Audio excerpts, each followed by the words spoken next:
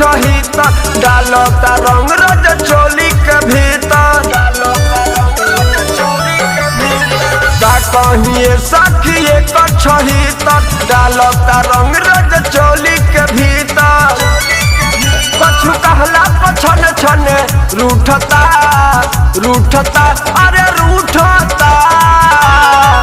भले कोरा में धक रोजी सुतता पिचकारी न सैया के उठता भले कोरा में धक रोजी सुतता पिचकारी न सैया के उठता।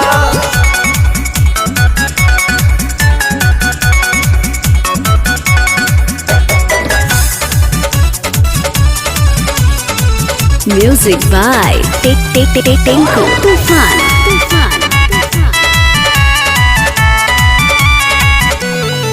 सखी सैया के खेल बाटे मतियानु हो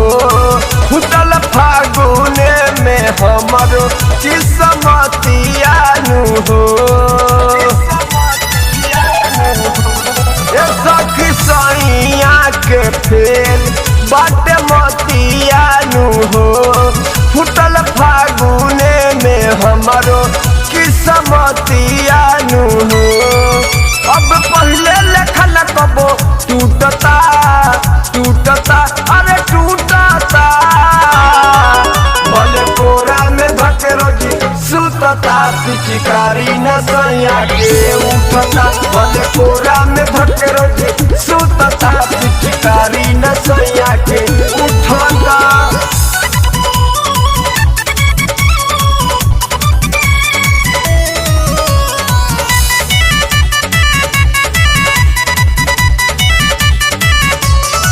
सुमित के दे तू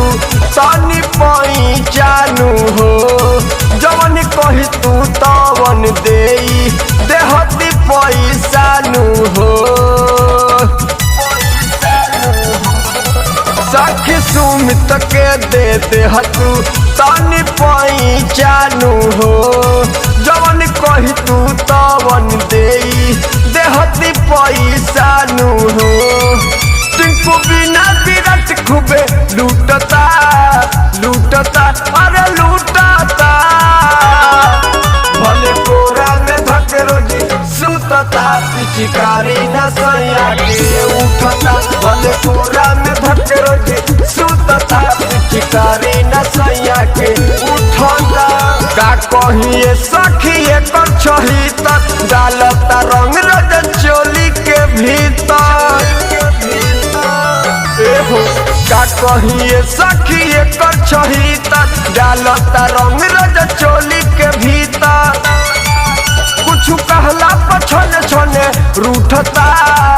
रूठता अरे रूठता भले कोरा में धक रोजी सुतता पिचकारी न सैया के उठता भले कोरा में धक रोजी सुतता पिचकारी न सैया के